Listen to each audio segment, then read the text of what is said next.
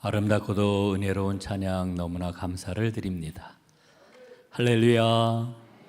우리 하나님께서 예비하신 그 은혜를 틀림없이 여러분들에게 주실 터인데 한 사람도 빼놓지 않고 그 은혜를 받아 누리기를 간절히 소원합니다. 여러분들 성경 말씀 열심히 읽지요. 성경을 읽는 이유는 여러 가지가 있습니다. 그래도 성경 정도는 읽어야 지성인이지, 지식을 찾기 위해서 읽습니다. 또 성경을 통해 가지고 교훈을 얻으려고 성경을 읽기도 합니다. 그러나 여러분, 성경을 읽는 가장 큰 이유는 성경에 구원이 있기 때문에 그렇습니다. 그래서 성경을 우리는 구원의 책이다 이렇게 이야기를 하지요. 여러분, 하나님께서는 구원의 역사를 이루시기 위해서 놀라운 방법을 취하셨는데 그게 뭡니까? 하나님이 친히 인간이 되어 예수라고 하는 분이 이 땅에 육신을 입고 오신 겁니다. 우리는 성육신이다 이렇게 이야기를 합니다. 그런데 여러분, 성육신에 관한 성경 말씀 가운데서 가장 인상적인 말씀이 바로 오늘 우리가 읽고 있는 요한복음 1장 14절의 말씀입니다. 오늘 말씀을 메시지 성경은 이렇게 번역을 했습니다. 그 말씀이 살과 피가 되어 우리가 사는 곳에 오셨다. 살과 피가 되었다라고 하는 이 말씀 얼마나 놀랍습니까? 전통적으로 이 말씀은 하나님이신 예수님이 육신의 차원으로 내려와서 구원을 이루신 복음의 핵심이라고 우리는 이야기합니다. 더글라스 무라고 하는 신약학자는 이 말씀을 가리켜 이런 이야기를 합니다. 그분은 피와 살을 지닌 한 사람의 인간으로 오셨다. 이 일이 충격적인 것은 창조주이신 그분이 육신을 취하셔서 그분에게 속한 창조의 일부가 되셨다는 것이다. 정말 놀라운 통찰이 아닐 수가 없습니다. 여러분, 창조주이신 하나님, 온 우주를 고안하고 온 우주를 만드신 그분이 창조 세계의 일부가 되어 피조물이 되셨다라고 하는 그런 이야기입니다. 여러분, 이 말을 한번 마음에 새겨보십시오. 한번 마음에 새겨보세요. 하나님께서 정말 이 피조 세계에 대한 얼마나 깊은 사랑을 가지고 있느냐라고 하는 것이 느껴지지 않습니까? 여러분, 하나님이 인간의 몸을 입고 피조 세계의 일부가 되셨다라고 하는 것은 육체와 물질이라고 하는, 혹은 자연과 시간이라고 하는 이 제한적인 물질 세계 안으로 들어오셨다라고 하는 것을 뜻하는 것이지요. 그래서 여러분, 우리가 이 성육신 사건에 대한 새로운 그러한 그 깨달음을 얻게 될 것 같으면은 우리는 하나님의 창조에 대해서도 새로운 그러한 그 눈을 뜰 수가 있게 되는 것입니다. 여러분, 지난밤에 편안하게 주무셨는지요? 아주 단잠을 잘 주무셨는지요? 혹시 여러분들 가운데 지난밤 설쳐가지고 잠을 못 주무신 이와 같은 분은 안 계신지요? 만약에 그렇게 설치고 잠을 못 주무셨으면은 지금 앉아있는 이 자리가 몽롱하기도 하고 또 피곤하기도 하고 눈꺼풀이 마구 내려오는 이와 같은 그러한 그 모습을 가질 수도 있을 것입니다. 이게 육신이 갖고 있는 한계입니다. 여러분, 예수님이 육신이 되어 이 땅에 오셨다라고 하는 것은 우리와 똑같이 잠을 주무시고 육신의 양식을 드시고 피곤을 느끼시고 열심히 걷거나 뛰거나 하면 땀을 흘리셨다라고 하는 것을 이야기하는 것입니다. 하나님이 창조하신 물질 세계, 그 제한적인 물질의 법칙을 그대로 따르시는 사람이 되었다라고 하는 것을 일러주고 있는 거지요. 그 예수님이 견딜 수 없는 고통, 그의 피와 그의 물을 다 쏟는 그와 같은 고통을 겪으시다가 십자가 위에서 죽으셨습니다. 여러분, 왜 그렇게 하신 걸까요? 여러분, 예수님이 왜 인간이 되셨고 왜 그런 고통을 겪으시다가 십자가 위에서 죽으신 걸까요? 그 이유가 어디에 있습니까? 바로 나를 구원하시기 위해서, 우리를 구원하시기 위해서 예수님이 그와 같은 일을 겪으셨다라고 하는 겁니다. 이건 우리가 너무나도 분명히 알고 있는 진리입니다. 그런데 오늘은 이 성육신 사건을 조금 다른 측면에서 좀 살펴보려고 합니다. 여러분, 성육신 사건의 가장 놀라운 측면이 뭐라고 그랬습니까? 창조주이신 하나님이 피조세계의 일부가 되셨다라고 하는, 피조물이 되셨다라고 하는 것을 말씀드리지 않았습니까? 여러분, 이 성육신 사건에는 놀라운 진리가 몇 가지 담겨 있습니다. 첫째, 하나님의 창조 세계는 선하다. 이걸 하나님께서 이 성육신 사건을 통해서 일러주고 계시는 겁니다. 여러분 한번 생각을 해보십시오. 하나님이 만드신 물질 세계, 하나님이 만드신 이 육체가 악하다라고 할 것 같으면은 하나님이 그 어떻게 악한 것의 일부가 될 수가 있겠습니까? 그러니까 하나님이 만드신 이 창조 세계는 선하다라고 하는 것을 하나님이 말씀하고 계시는 겁니다. 두 번째, 하나님께서는 창조 세계와 굳건하게 결속이 되어 있다라고 하는 것을 우리에게 일러주고 있는 겁니다. 아주 굳건하게 결속이 되어 있어요. 그리고 세 번째, 하나님의 구원은 인간뿐만 아니라 모든 피조 세계가 포함된다라고 하는 것을 우리에게 깨닫게 하는 관문이 된다라고 하는 것을 일러 주십니다. 여러분, 하나님은 몸을 가지고 이 땅에 오셨습니다. 하나님은 창조 세계를 멀리 떨어져서 세상 일에 무관심한 이와 같은 분이 아니십니다. 하늘에서 피조물을 원격적으로 조종하는 그런 분도 아닙니다. 셀리 맥페이그라고 하는 신학자가 있는데 이분은 이런 이야기를 우리에게 들려주어요. 하나님이 성육신이시라면, 그래서 하나님이 우리 안에 계시고 우리가 하나님 안에 있다면 그리스도인들은 세계를 하나님의 몸으로 이해해야 한다. 몸을 입고 인간이 되신 것은 하나님의 본성이다. 창조는 성육신과 비슷하다. 이렇게 이야기를 합니다. 여러분, 무슨 이야기입니까? 성육신을 통해 가지고 하나님의 창조를 새롭게 볼 수 있다라고 하는 그런 말인 거지요. 여러분, 사도 바울은 골로새서 1장 16절에서 하나님의 창조를 우리에게 이렇게 일러주고 있습니다. 만물이 그리스도로 말미암아 창조가 되었고 만물이 그리스도를 위하여 창조되었습니다. 여러분, 예수님이 천지를 창조하셨다는 거예요. 그리고 예수님이 그 천지를 창조하실 때 그 모든 만물은 예수를 위하여 창조가 되었다, 이렇게 말씀을 해주고 있는 거예요. 사랑하는 여러분, 성육신하신 예수님을 깊이 묵상해 보십시오. 그러면은 우리는 하나님의 창조를 다시 한번 살펴볼 수 있는 깨달음을 얻게 됩니다.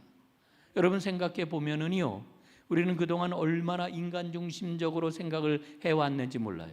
하나님이 인간을 만드실 때 어떻게 만드셨습니까? 의지하는 존재로 만드셨어요. 의존하는 존재로 만드셨어요. 누군가에게 무언가에게 의존하지 않으면 살아갈 수 없는 존재로 하나님이 인간을 만드셨단 말이지요.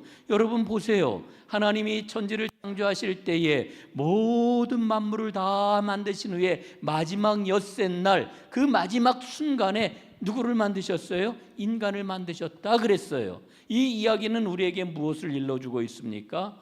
인간은 스스로 홀로 살 수 없는 존재라고 하는 것을 우리에게 일러주고 있는 거지요. 그럼에도 불구하고 우리는요, 인간은 어떻게 생각을 합니까? 우리 인간의 힘만 가지면, 우리의 능력만 가지면 얼마든지 잘 살 수 있다라고 하는 이런 생각을 계속 갖고 있어요. 얼마나 큰 착각입니까? 얼마나 큰 교만입니까? 여러분 보십시오. 여러분 신앙을 가지셨지요? 저는 신앙을 가졌어요. 기독교 신앙을 갖고 있는 사람이에요. 여러분, 우리가 신앙을 가졌다라고 하는 이 말의 의미가 무엇이겠습니까? 그 말 속에는 이게 전제가 되어 있어요. 예수 그리스도를 인간을 위해서 구원하시기 위해 오신 분으로 그분을 만났다라고 하는 이 뜻이 여러분 신앙을 가졌다라고 하는 말 속에 전제가 되어 있는 거예요. 예수님이 이 땅에 오신 것은 나를 구원하시기 위해 오신 것이다 라고 하는 것, 이것을 우리는 그 예수님을 만났다라고 하는 것을 전제하는 말이 신앙을 가졌다라고 하는 그런 말인 것이지요. 그런데 여러분, 오늘 저는 묻고 싶어요. 뭘 묻고 싶으냐? 예수님이 오직 인간만 구원하기 위해서 이 땅에 오신 것일까? 여러분 어떻게 생각하십니까? 이건 너무 당연한 거 아니에요? 그건 너무나도 분명한 거 아니에요? 많은 그리스도인들이 이렇게 대답을 해요. 그런데 성경 말씀을 다시 한번 눈여겨서 하나하나 뜯어서 보니까 여러분, 성경은 하나님께서 이루시려고 하는 구원의 목표가 어디에 있는지를 놀랍게 말씀을 해주셔요. 그게 뭡니까? 인간의 몸을 구원하시고 물질 세계 전체를 회복하시고 새롭게 하시는 것이 바로 하나님의 구원의 꼬린점이다, 이렇게 말씀을 해주고 있는 거예요. 로마서 8장에 보니까 이렇게 우리에게 일러주고 있지요. 피조물이 고대하는 바는 하나님의 아들들이 나타나는 것이니 피조물도 썩어짐의 종노릇한 데서 해방이 되어 하나님의 자녀들의 영광의 자유에 이르는 것이니라 말씀하셔요. 제 얘기가 아니고 성경에서 우리에게 일러주고 있는 말씀이에요. 이 구절은 뭐를 말씀해요? 피조물 전체가 인간과 함께 구속받고 해방되기를 기다리고 있다, 이렇게 말씀해 주고 있는 거지요. 여러분, 예수님이 부활하셨어요. 예수님의 부활을 믿으십니까? 잘 안 믿어지십니까? 잘 안 믿어지는 게 인지상정이에요. 여러분, 예수님의 부활이 잘 믿어지지 않는 까닭이 어디에 있을까요? 그 이유가 어디에 있을까요? 믿음이 없어서일까요? 여러분, 왜 예수님의 부활이 믿기가 그렇게 어려울까요? 분명한 이유가 있어요. 예수님이 부활하신 것은 영혼의 부활이 아니기 때문에 그래요. 영혼만의 부활이 아니기 때문에 그래요. 예수님의 부활은 몸의 부활이고 육체의 부활이에요. 몸이 살아나셨기 때문에, 육체가 살아나셨기 때문에 이게 믿을 수가 없는 거예요. 왜? 우리는 몸이 어떻게 변화하는지를 알기 때문에, 이 육체에 적용이 되는 그 물리적인 법칙이 무엇인지 우리는 알고 있기 때문에, 아니 어떻게 죽은 사람이 살아날 수 있단 말이야. 그래서 그 부활을 믿는 게 어려운 거예요.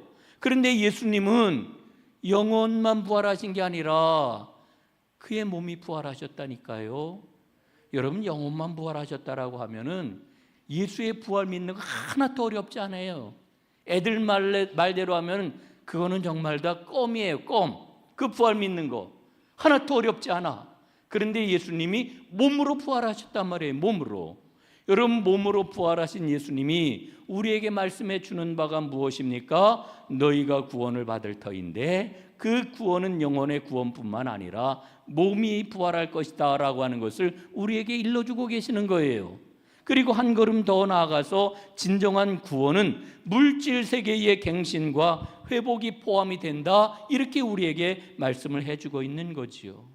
이게 복음이에요. 이게 복음이에요. 그런데 여전히 이 말씀에 담겨 있는 복음의 진리를 오늘날 교회 안을 들여다보면은 여전히 이 진리를 바르게 보지 못하도록 방해하는 요소들이 있어요. 그 요소가 뭘까요? 이원론적 신앙의 그림자예요. 이 신앙의 그림자가 굉장히 짙지요. 여러분, 이원론이라고 하는 것은 원래 플라톤의 이데아론에서 나온 것 아닙니까? 그래서 이 땅에 있는 모든 현실, 물질은 그림자이고 진짜는 따로 있다라고 하는 것을 이야기하지 않습니까? 여러분, 물론 이 플라톤의 이데아론이 우리의 그 기독교 신앙에 굉장히 긍정적이고 중요한 역할을 한 게 사실이에요. 이를테면은 영원한 하늘의 진리를 이해하는데 이 이데아론이 아주 큰 공헌을 했지요. 그러나 폐해도 엄청나게 컸습니다. 그것은 구원은 곧 육체에서 해방되는 것이다 라고 하는 오해를 낳은 거예요. 여러분이 왜곡된 믿음으로부터 영지주의 이단이 이제 발전을 했고, 영지주의가 교회 안에 들어와 가지고 복음의 진리를 얼마나 훼손했는지 몰라요. 교회를 얼마나 어지럽혔는지 몰라요. 여러분이 영지주의에서는 뭐라고 얘기를 합니까? 물질은 악한 거라고 이야기를 해요. 물질 세계는 타락한 곳이라고 이렇게 이야기를 해요. 그래서 물질을 만들고 물질 세계를 창조한 신은 열등한 신, 더 나아가 악한 신이라고 이렇게 이야기를 해요. 그러다 보니까 우리 기독교 복음을 근원적으로 부정을 하게 되지요. 여러분, 하나님의 창조가 선합니까? 악합니까? 이미 앞에서 말씀을 드렸어요. 성경은 하나님의 창조가 선하다, 말씀하고 있잖아요. 예? 여러분, 예수 그리스도가 육신이 되어 육신을 입고 이 땅에 내려오신 성육신, 이걸 부정을 해요. 예? 어떻게 그리스도가, 그 거룩한 신이 육신이 될 수가 있느냐? 그리고 그분이 어떻게 십자가 위에 달려 죽을 수가 있겠느냐?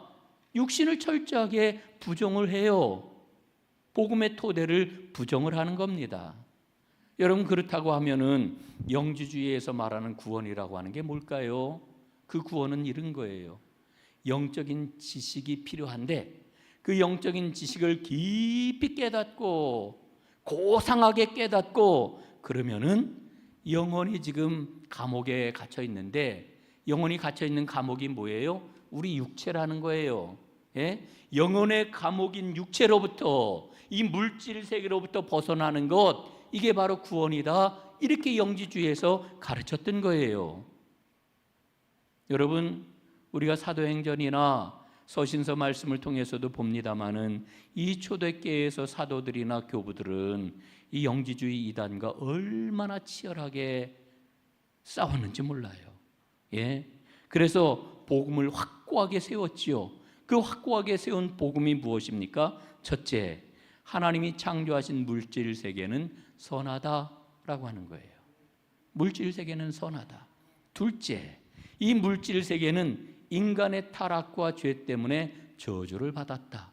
이게 창세기 3장에 나오는 말씀이 있죠. 셋째, 하나님은 이 타락한 인간과 이 세계를 구원하시기 위해서 물질 세계인 이 땅에 육신을 입고 오셨다. 성육신이에요. 넷째, 이 땅에 오신 인간 예수님은 그리스도의 그러한 그 사명을 감당하셨고 마침내 십자가에 달려 죽으셨다가 부활하셨다. 그런데 부활한 것은 영으로만 부활하신 것이 아니라 몸으로 부활하셨다. 이게 복음이에요.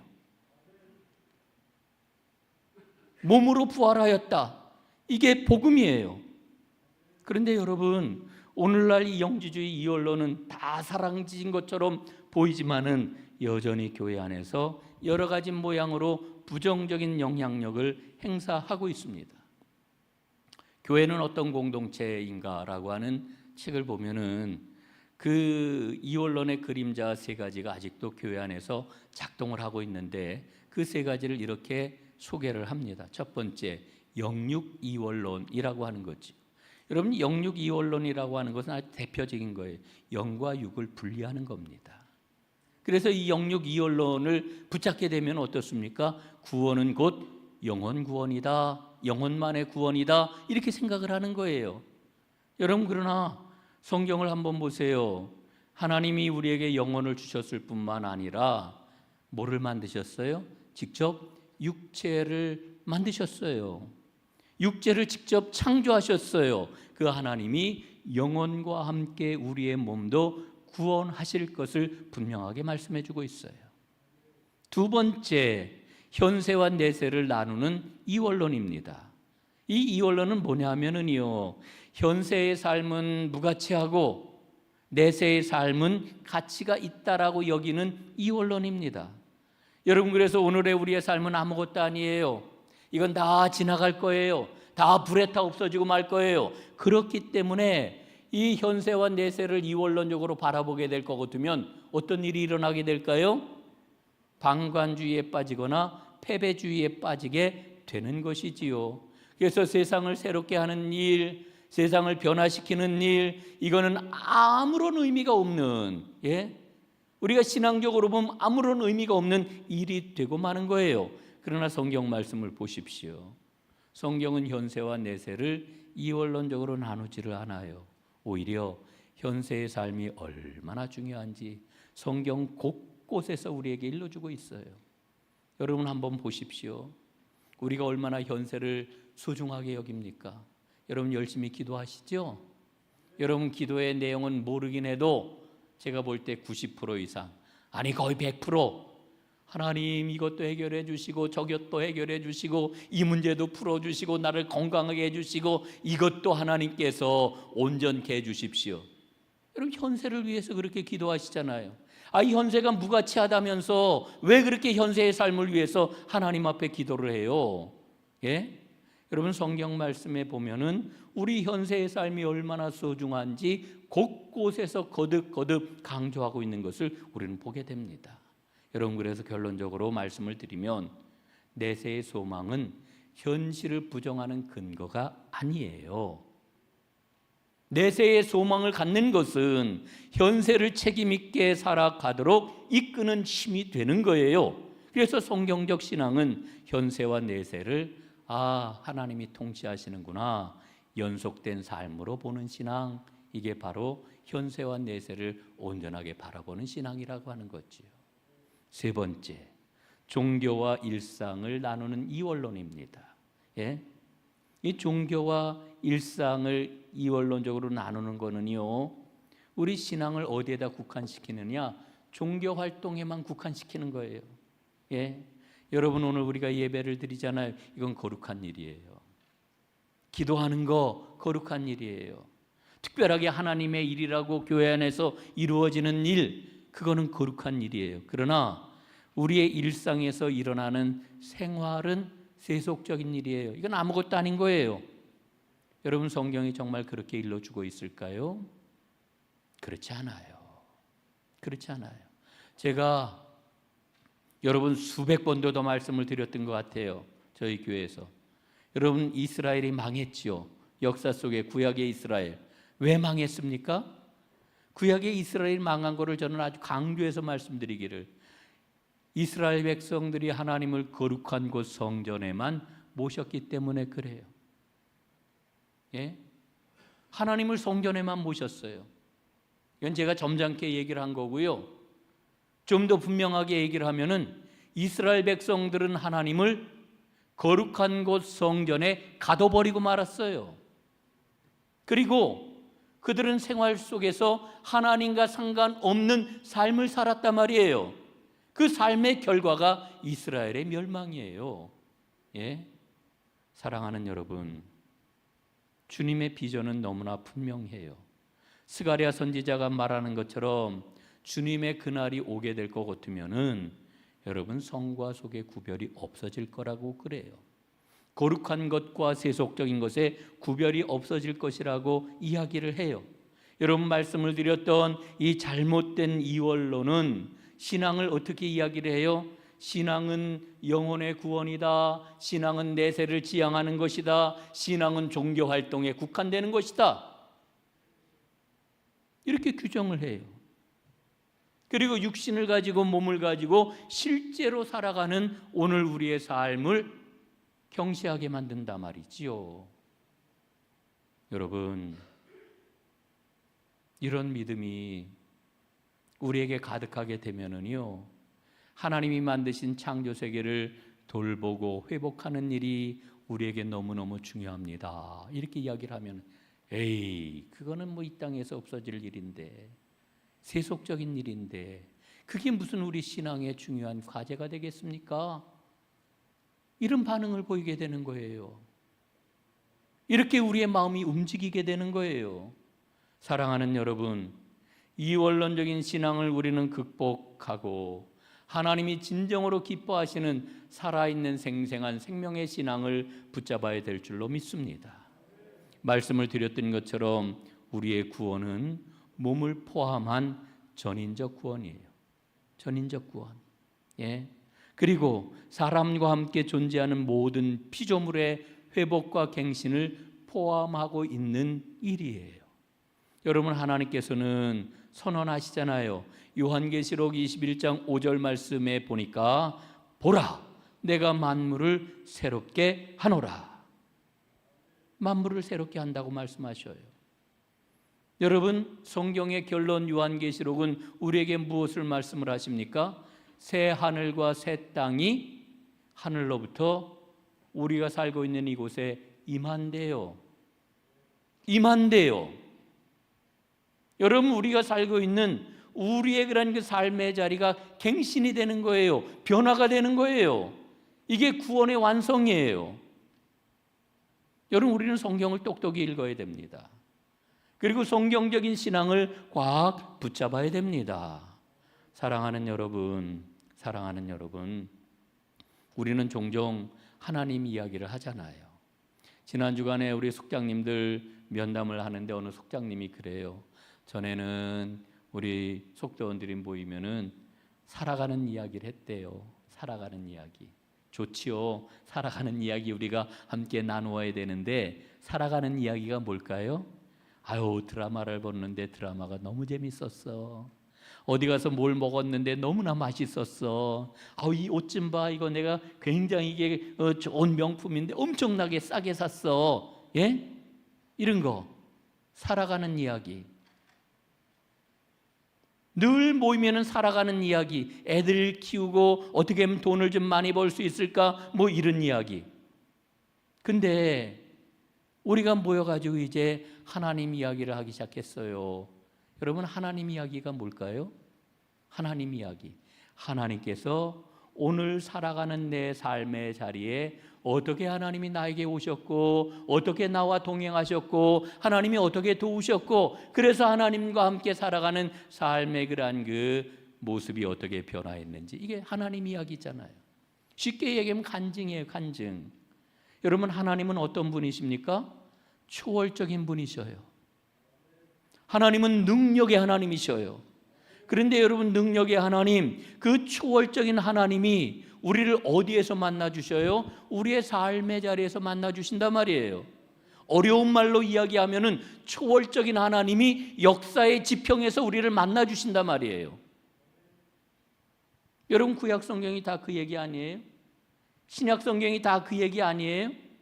이스라엘 백성들이 노예 생활을 할 때 하나님 앞에 못 견디겠습니다, 우리를 살려주세요 외쳤을 때 하나님이 오셔서 그들을 해방시켜 주셨어요. 광야길을 걸을 때에 그들이 매일 두려워하고 떨리고 걱정하고 염려를 했는데 날마다 그들을 만나주시고 그들을 돌보시고 인도해 주셨어요. 이스라엘이 불순종함으로 결국은 나라가 망하고 말았잖아요. 예루살렘 성은 완전히 무너지고 성전은 다 회파가 되고 말았죠. 그리고 백성들은 바벨론 포로로 끌려갔단 말이에요. 그런데 바벨론 포로의 그 현장에서 하나님은 여전히 그들을 만나주시고 그들에게 말씀하시고 그들을 또 해방시켜 주셨잖아요. 여러분, 신약 성경의 결론이 뭡니까? 초대교회 성도들이 로마 제국으로부터 얼마나 큰 핍박을 받았어요. 예수를 믿으면은요, 쫓겨나야 됐어요. 도망을 가야 됐어요. 그렇지 않으면 잡혀가서 감옥에 들어갔어요. 그리고 사자밥으로 던져졌어요.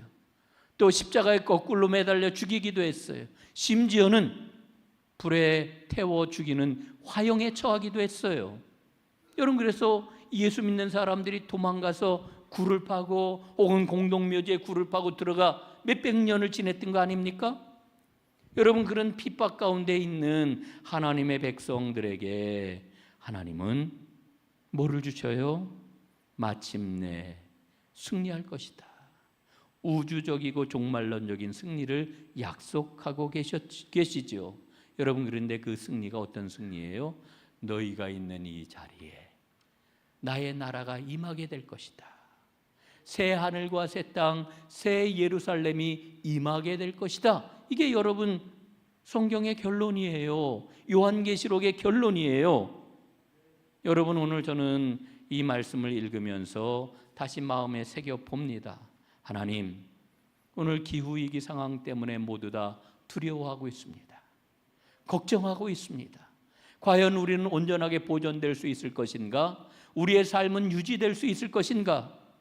여러분, 저는 얼마 전에는 이런 두려움이 굉장히 컸기 때문에 지금 상황이 이러이러한 그런 어려움이 우리에게 닥치고 있습니다, 뭐 그런 자료들도 열심히 찾아보고 그걸 나누고 막 이랬는데, 그런데 요즘 제 마음속에 주님이 주시는 확신이 있어요. 성경을 새롭게 보도록 인도하신 하나님의 은혜가 있어요. 그게 뭐냐 하면은, 하나님의 결론은 망하게 두시는 게 아니로구나. 망하게 두시는 게 아니로구나. 하나님은 회복하시고 하나님의 구원을 완성하실 것이로구나. 예? 이 기후위기 상황을 맞고 있는 오늘의 상황에서 하나님이 오늘 우리에게 요청하고 기대하시는 바가 있는데 그게 뭐냐면은 너가 정말 나의 사랑을 받고 있느냐? 내가 정말 십자가 그 사랑으로 구원의 은혜를 받았느냐? 내가 정말 나의 자녀가 되었느냐?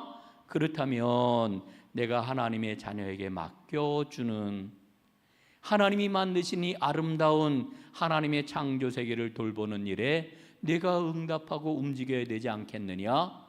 여러분, 이게 하나님께서 제게 주시는 음성이에요. 여러분, 늘 말씀드리지만은 우리 교회는 환경운동하는 교회 아니에요. 이광선 목사는 환경운동하는 사람 아니에요. 여러분, 우리는 하나님 앞에 구원받은 자로서 하나님께서 우리에게 맡겨주신 이 청지기의 사명, 하나님이 그토록 사랑하시는 이 창조 세계를 온전히 회복하고 그리고 하나님의 구원의 완성이 이루어지기를 소망하면서 오늘 우리에게 주신 그 일을 감당해 나가는 믿음의 사람들이지, 복음의 운동을 펼쳐나가는 사람이지, 우리 무슨 환경 캠페인 하는 사람들 아니에요. 우리 아니고도 세상이 이건 얼마든지 잘할 수 있어요. 여러분, 우리가 이 일을 감당하기 위해서는 몸이 살아나야 됩니다. 우리 신앙 가운데 몸이 살아나야 돼요. 그래야 성육신 신앙의 그 본래적인 의미가 살아나는 거예요.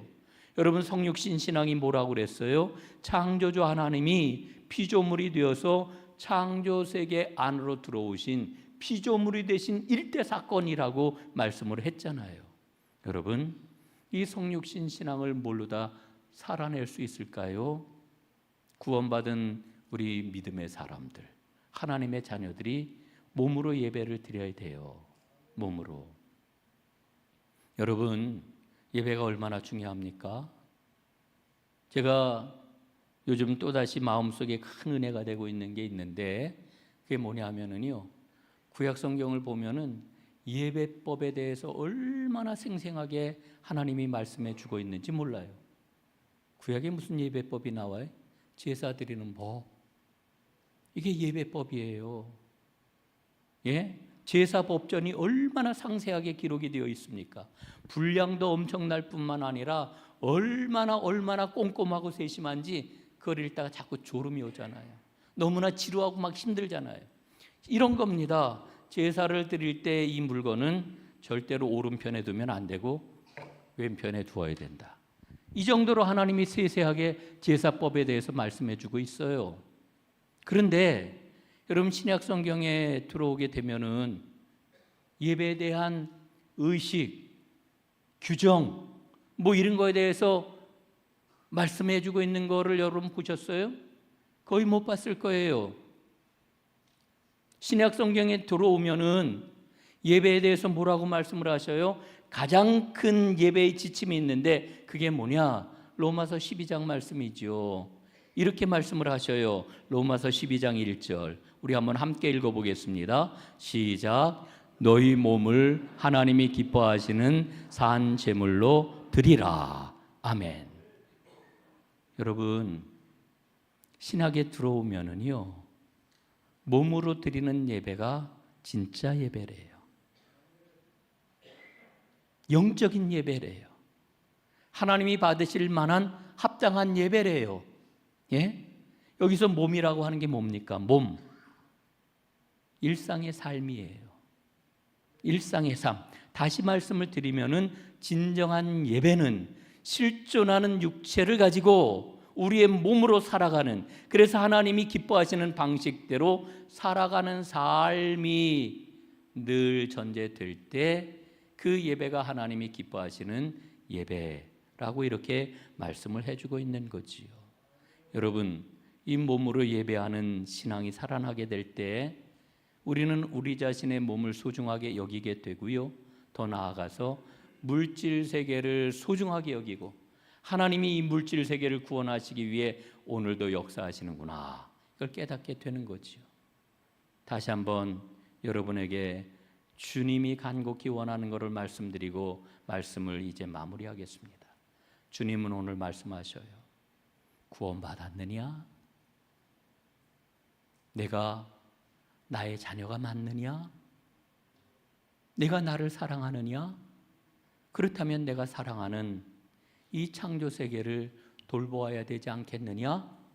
나는 이 일을 너에게 맡기고 나는 이 일을 내가 잘 감당하기를 기대하고 있는데 너는 거기에 대해서 어떻게 대답을 하려고 하느냐? 주님이 물으시는 거지요. 이 물음 앞에 우리는 대답을 해야 됩니다. 어떤 대답을 하시겠습니까? 이 대답을 주님 앞에 온전하게 드리는 하나님의 사람들이 꼭 되시기를 간절히 바랍니다. 기도하겠습니다. 살아계신 아버지 하나님 감사합니다. 오늘 이제 성육신 사건을 통하여서 하나님의 창조 세계를 다시 한번 돌아보고 하나님의 구원의 목표점이 바로 우리의 몸과 우리의 존재 전체를 구원해 주시는 것뿐만 아니라 하나님이 만드신 창조 세계를 구원하시는 데 있다라고 하는 것을 저희가 보았습니다. 주님이 이 말씀이 우리 심령 가운데 늘 약동하게 하옵시고 주님께서 기대하시는 바대로 주님 이 창조 세계를 돌보고 보존하는 일에 썩 나서는 하나님의 사람들이 모두 다 되게 하여 주옵소서. 예수님 이름으로 기도드리옵나이다. 아멘.